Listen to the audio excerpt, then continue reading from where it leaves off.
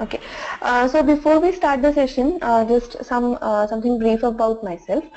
I'm working as a corporate trainer for the past 10 plus years, and I'm purely working on core Java J2E, in which Servlet JSP and Spring are the technologies which I cover.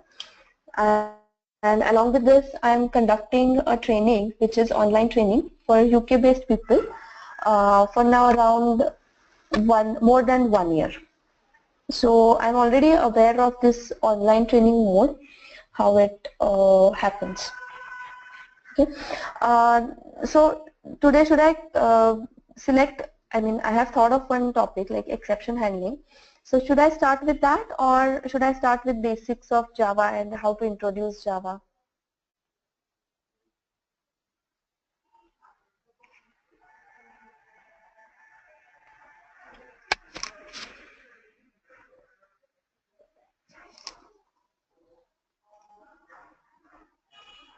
Hello?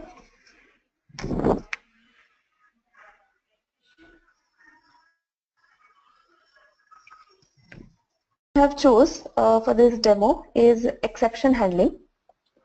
Fine. So let's now see what is exception handling and why is it required. Now, when we say exception handling, that means there is something called as exception which needs to be handled. Now, what is this exception part?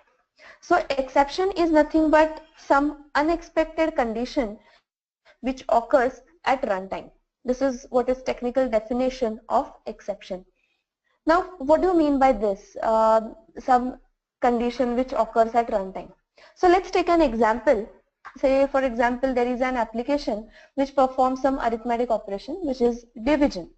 And for that, I'm accepting input from the user as there is one variable A, there is another variable B. These two values I'm accepting from the user, and I have third variable C, which is a result of division of A and B. So this is what is my application does. Now I'm accepting these values by from user. That means everything happens at runtime. So suppose my user enters the value as 10 and 5. So what will be the answer? So whenever this operation is executed, answer will be 2. Suppose next time user has again executed this code and user has now entered these values, so the output is 5. Now next time again user entered these values. So now what will happen? Now ideally speaking, whenever a number gets divided by 0 by arithmetic language or in mathematics, we say that the answer is infinity. But if this particular program is implemented in Java, or if it is executed in any programming language, then we are not going to get answer as infinity. We are going to get something else, right? So I will get some message that the system does not support this divide by 0 operation and arithmetic exception is thrown.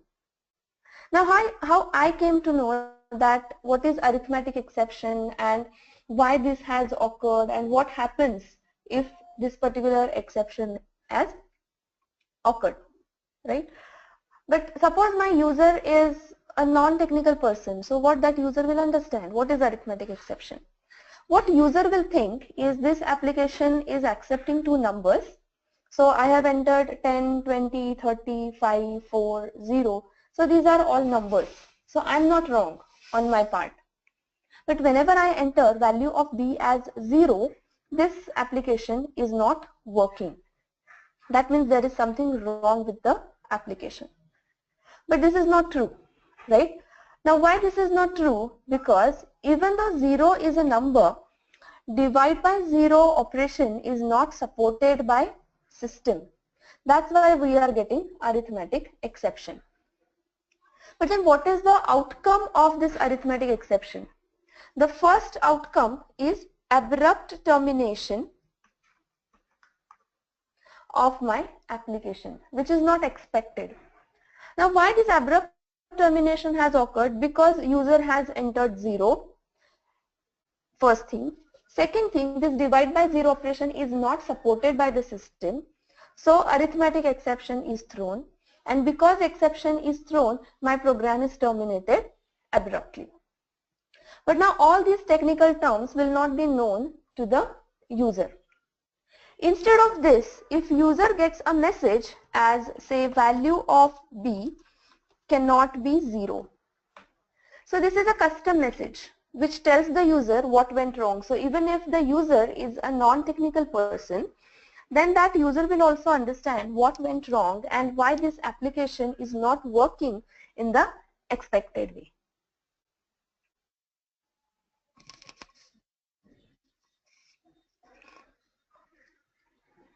Hello? Okay. So now what should be done in this case? So maybe I can write some code which is, say for example, if B equals 0, then system.out.println value of B cannot be 0. This is one thing which I can do. Then I will have to terminate this particular program, right? Just a minute.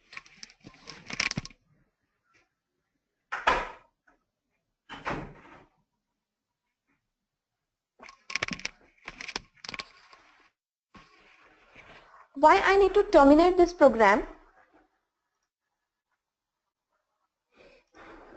Because I don't want to continue the execution of the code with wrong input.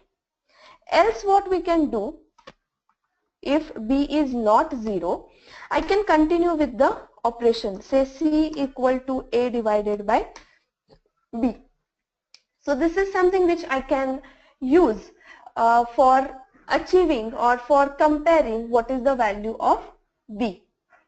Now whatever I have implemented over here is the way of traditional error handling. So if something goes wrong, what should be done? So I will have to check what is the value entered for B. If it is 0, then print this message and terminate the program. Otherwise continue with the input. Now when we know how to make use of if and else and how to write code, why should we learn something new, that is exception and exception handling? So let's now see what are the limitations of this traditional error handling techniques. The very first thing which I need to take care of the code over here is, this is only one condition. I'm checking for the condition B, whether B is 0 or not. Like this, there can be n number of conditions which I need to consider. So as a developer, it is a headache or it is an overhead for me that whether I'm considering all conditions or not. Am I missing any condition? Because if I will miss any condition, there are chances that the user is entering wrong input and my application is working with that particular wrong input, which should not happen. This is one thing. Second thing, whenever I want to execute just one condition, I will have to write minimum this much of code for every condition. So it is going to increase number of statements in my program, which is definitely going to affect compilation time, execution time for my application. And finally, it is going to affect the performance of my application, which is not a good thing. This is the second point. Third point, suppose I have implemented this particular code in one application, I cannot reuse that in any other application. Because say for example, I have implemented this code in this current application and I am now developing another application where again I will have to evaluate whether B is 0 or not. So when I am doing that, in that case, what is going to happen? I will have to rewrite the code. I cannot reuse the existing code. So these are certain limitations of this traditional error tracking. Again, in addition to this, what I am doing over here is, this is my code which performs error handling, and this is my code which is business logic. So I'm not segregating my error handling code and my business logic. Everything is kept together, which is again not a good thing. So these are limitations of traditional error detecting, which are overcome by these exceptions. Now what are exceptions in Java is exceptions are nothing but classes. So these are predefined or user defined classes which we can use. As it is a class, it can be reused when and where it is required and whatever number of times it is required. Whatever conditions I have, those can be handled explicitly. We will be able to segregate, we will be able to separate business logic and error handling code. Right? Here it is not segregated, here it is together. In exception handling, we will be able to segregate it. Now how exception handling is implemented. So before that, we will just implement this particular code and let's see what is this exception handling, or how what happens when an exception has occurred. So this is a class which I am creating, exception demo.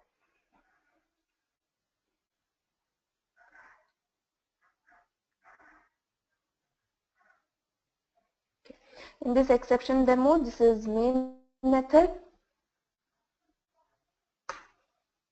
Okay.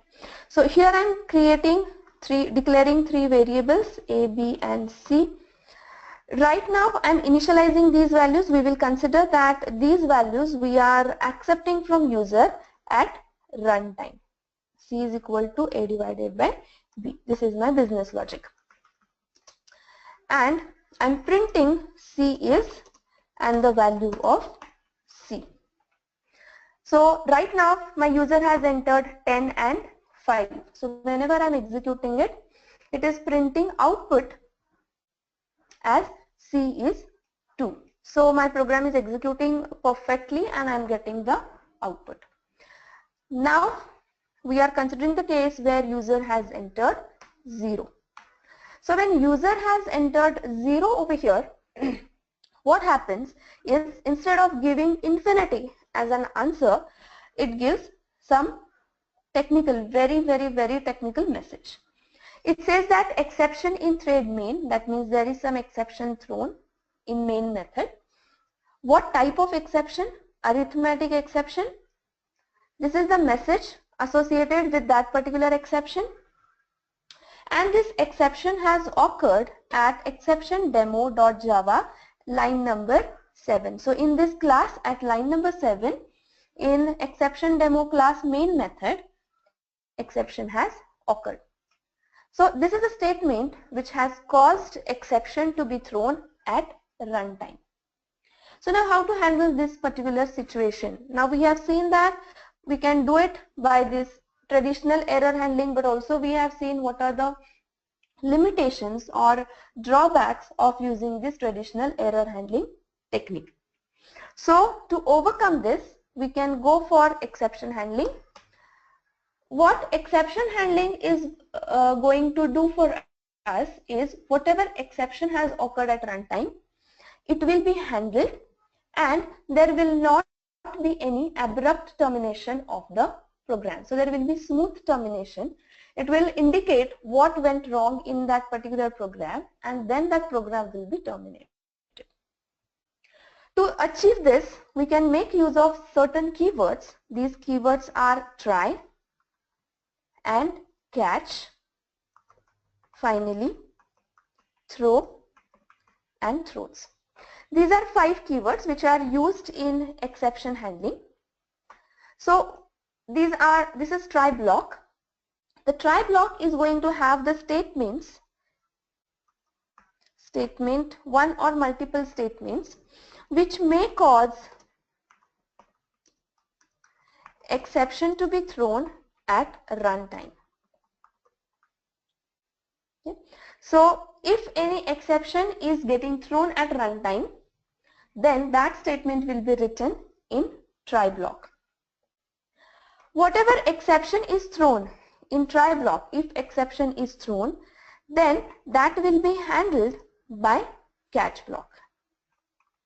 So whatever exception is thrown, so that exception is handled by catch block. This is what is achieved by catch block. So let's first see how these two keywords are used in program. So for that, now this is a statement which is causing exception to be thrown. So we will write that particular statement in this try block. This is the syntax of try block. And whatever exception we have, this will be handled using catch block. And here we can have a custom message as, say for example, value of b cannot be 0. So this is what is achieved by using exception, or this is the syntax of exception handling. Now let's see what happens whenever we execute this particular code. Now still this statement throws an exception. So let's now see what happens. Okay, so here instead of printing that technical message, arithmetic exception, divide by 0, here now my program gives a custom message which I have specified. So now what has happened is, even though exception is thrown, then control was given to this catch block where this exception, whatever exception has occurred, is handled, and this block is executed, and then my program is getting terminated. So this is not abrupt termination. Instead, this is a smooth termination of the application. Now here we cannot predict what values will be entered by the user. So it is entirely dependent on user of our, like what values are entered by the user. So this is how exception is handled. Now in this try block we can write more than one statement. Before that we will just see what happens with exception is not thrown. So here exception will not be thrown. So when exception is not thrown, it is successfully executing this code and it is printing this particular statement. So in this case, this catch block is not getting executed. So here we have selective execution of the code. Only required code is getting executed, which is not possible with traditional error handling, because there we cannot specify which if block to execute, which else block to execute, because there we don't have any control. Once the execution starts, it will continue, it will keep on evaluating all the conditions, is irrespective of whether those condition evaluation is applicable or not. How this is overcome in exception handling is, first it is executing this try block. If any exception is thrown, then only control is given to the catch block. So this part of code will execute only if it is required. So here we have selective execution of the code. Only required code is getting executed. Second thing, whatever exception we can see over here, these are all classes. So these are predefined classes available in Java API. Also we can create our own classes. How that is another part in exceptions, which are called as custom exceptions or user defined exceptions. So whatever exceptions we have, whether it is predefined or user defined, all those can be handled using catch block, and once that class is created, it can be reused when and where, how many times it is required to be used. This is second point. Third point, this is my business logic which I want to execute, and this is my error handling code. So here I am segregating my business logic from error handling code. So it is not everything together, which was the case in case of this if else. This is my error handling code, this is my business logic. So it is not separate. It will evaluate this condition, again it will evaluate this condition, and so on. So all these are the advantages of exception handling over error detecting, which is done in traditional way. Now let's see what other things we can have. Say for example, I have an array of size say 3, and I'm asking user to enter value in this particular array, and the client or the user tries to access this 5th index. My array is of size 3, so this ARR of 5 is not available to me. But this is done at runtime, so I don't know what index value will be entered by the user. So now whenever I am executing it, this part where exception is not thrown is getting executed successfully. And now here I am getting array index out of bounds exception, because this index is out of bound. The array is of size 3 and this 5 cannot be accessed. The element at 5th index cannot be accessed. That's why this array index out of bounds exception has occurred. So now what I can do over here is I can have another catch block which is going to handle array index out of bounds exception. So I will have wrong array index. So this is the custom message which I can display. So now instead of having this technical message, I am getting the custom message as wrong array index. So here user comes to know that what went wrong and why this program is terminated abruptly. Now from this I'm able to give the custom messages. Suppose I don't want to give any custom message. However, I want this particular method print stack trace to be used, which is giving the stack trace of that particular exception which is thrown. So now what I am doing over here is I am handling multiple exceptions. So here we came to know that one try block can be accompanied by multiple catch blocks, where every catch block is going to handle exception separately. Individual exception will be handled by separate catch block. But now what it is doing is it is unnecessarily increasing number of statements in my code. And suppose I want a generic statement to be displayed, which is giving the stack trace of that particular exception which is getting thrown. So I'm repeating this particular code. So now from Java 7, what feature we have is one catch block can handle multiple exceptions at the same time.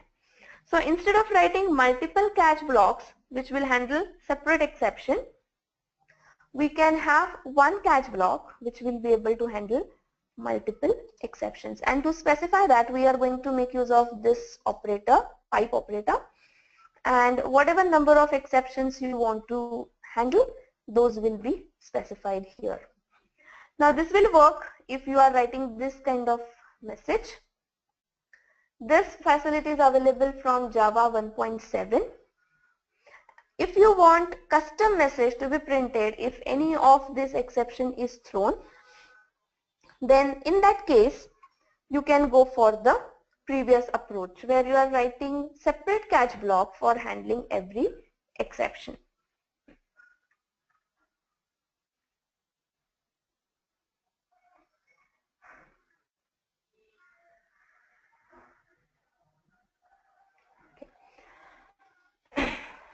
Now coming back to this, next keyword is finally.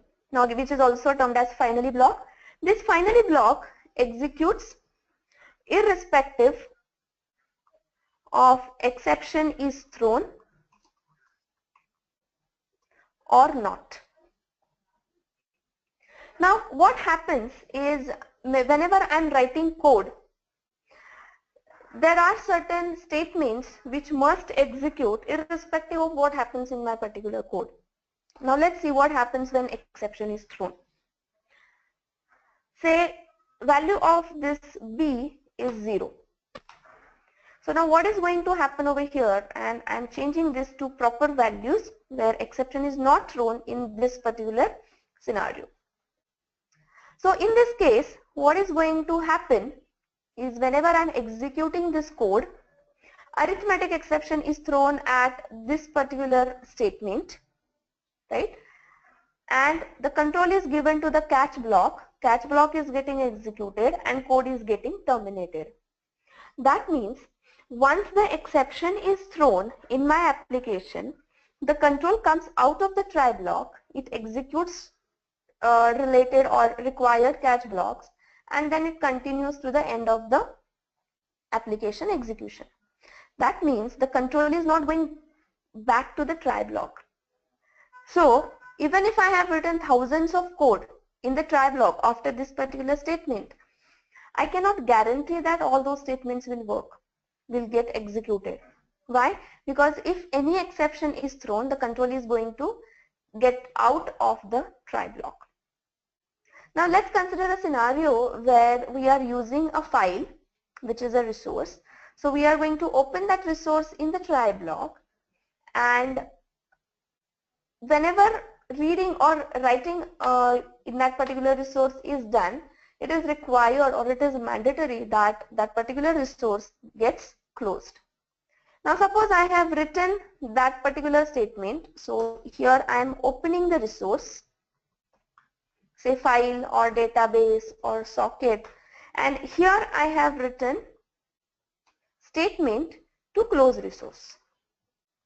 And what happened is, in between these statements, exception has occurred at this particular line. So in this case, what is going to happen is, I cannot guarantee that this statement is going to get executed. But for me, it is a must task. Why? Because logically speaking, whenever my application is using any resource, is opening any resource, it must close that particular resource once the application is terminated. So what is the solution for this? The solution for this is finally block. Because what happens is finally block executes irrespective of exception is thrown or not thrown in our program. So I'm just adding one statement over here as say finally block, and I'm executing it. Now here exception is getting thrown because value of B is 0. So when exception is getting thrown, the exception print stack trace method is getting called and stack trace of the exception is getting printed. Details of the exception is getting printed, and finally block statement. That means this block has executed even though exception has occurred. Now let's consider exception has not occurred. There is no exception in my program. Again, it is printing C is 5, then it is printing 30, and it is printing finally block. That means this finally block is executed irrespective of exception is thrown or not thrown. So instead of writing this particular code over here, which is a must to execute irrespective of what happens in my code, I can write it into finally block. So I can guarantee, I can give the assurance that this particular code is getting executed. There are two more keywords.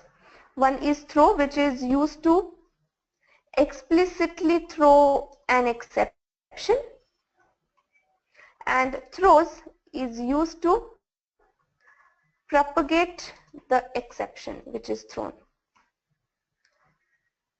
These are the keywords which are used to implement exception handling scenario in applications.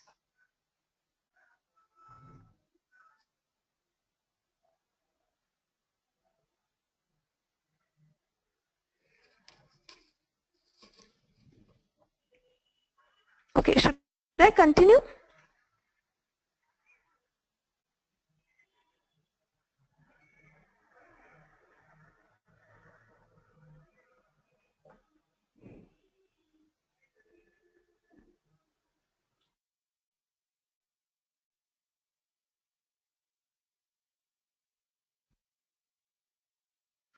Hello.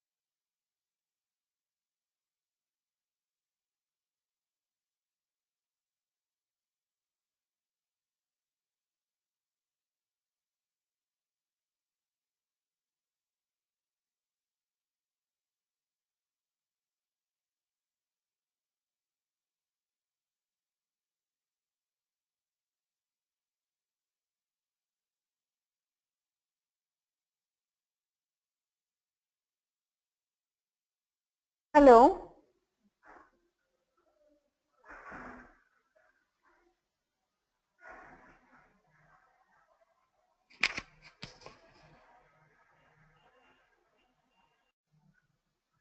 So now let's see what is the hierarchy of exception, because these are all classes in Java, so they have an hierarchy. So there is a class named as throwable in java.lang package. From this throwable class there are two subclasses, derived classes,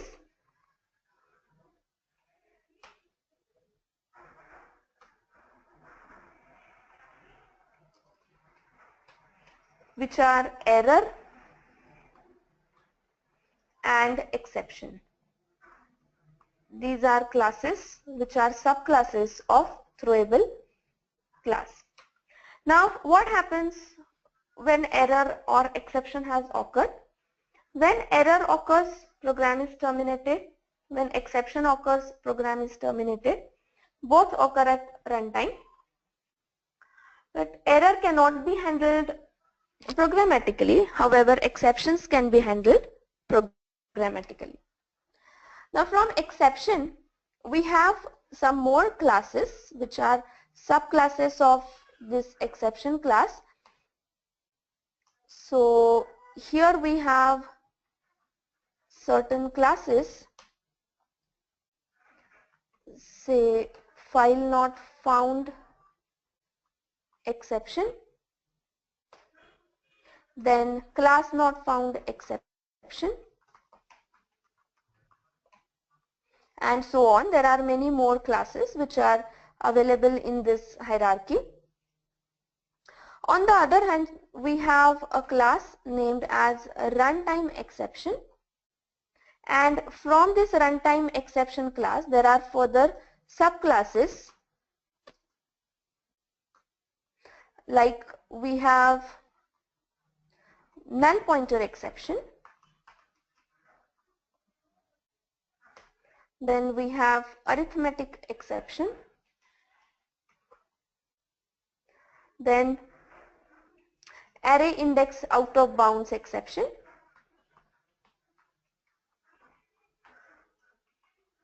and so on. So this is the hierarchy of exceptions which is available in Java. Now these are all classes which are predefined classes, we can say right now, and we can create our own classes as well, which are termed as custom exceptions.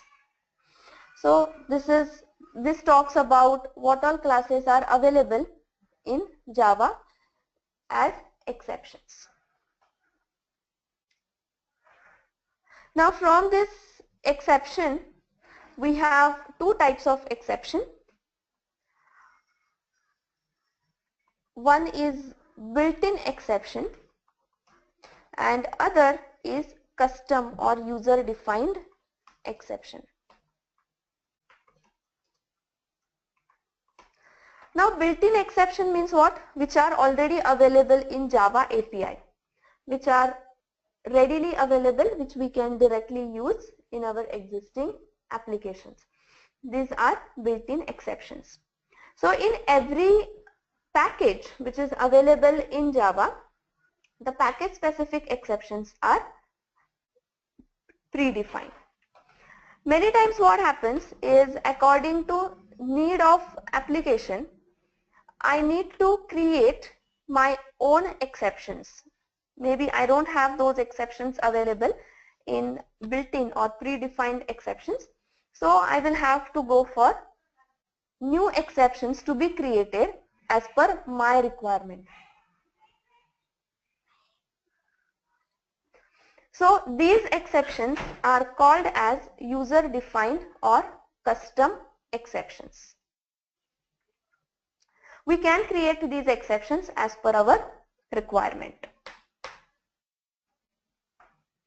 There are two more types. One is checked exception and unchecked exceptions. Now, what are these? Now, as we know, the other name for this checked exception is also compile time exception, and this is unchecked exception is called as runtime exception. Now, what are these? As we know that exception is something which occurs at runtime, then what is compile time? Right? So the meaning of this is, in both these cases, exceptions are going to occur at runtime, no doubt about it. But in case of compile time exception, compiler is aware that what kind of exception might be thrown at runtime. So it forces the developer to make the provision to handle that exception, which may cause abrupt termination at runtime. So if which exception will be thrown at runtime is known at the time of compilation, then it is called as compile time exception or checked exception.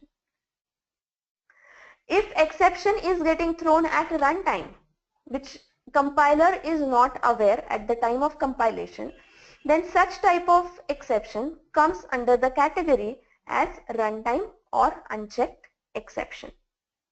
So in both these cases, exceptions are going to occur at runtime. Only the thing is, checked exceptions are known to the compiler. So compiler forces the developer to handle that. Otherwise, compiler will not compile the code. Unchecked exceptions, compiler is not aware and it will not get, or it will not complain at the time of compilation. Now, how to identify which are checked exceptions and which are unchecked exceptions?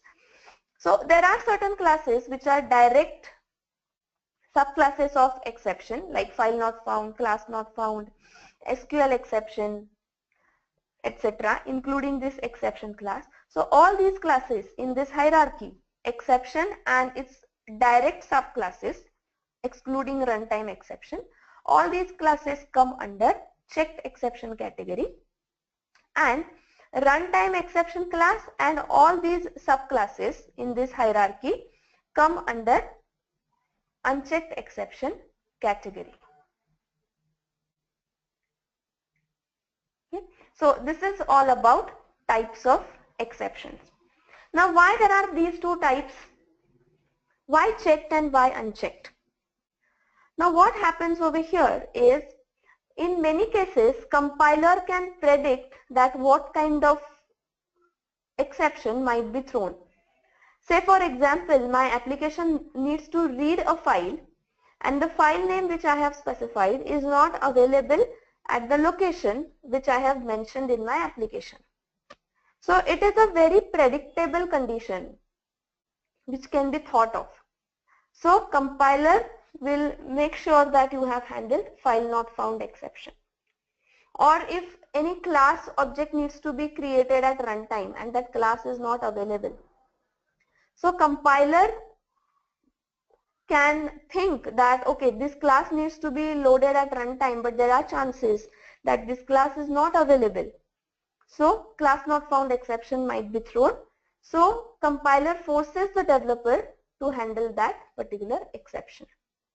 But in case of arithmetic exception or array index of the bounds exception or null pointer exception, compiler cannot predict, like in our case, whatever example we have considered. Here arithmetic exception was thrown. Why? Because value of b was entered as 0. But now compiler cannot predict what will be the value of b. It can be 0, it can be -1, it can be 100, it can be 1000. So what is valid value for b, what is the range of value for that particular b variable, cannot be predicted by the compiler. Compiler cannot think of all these possibilities. So it is the responsibility of developer to take care of such situations. And such exceptions come under unchecked exception or runtime exception category.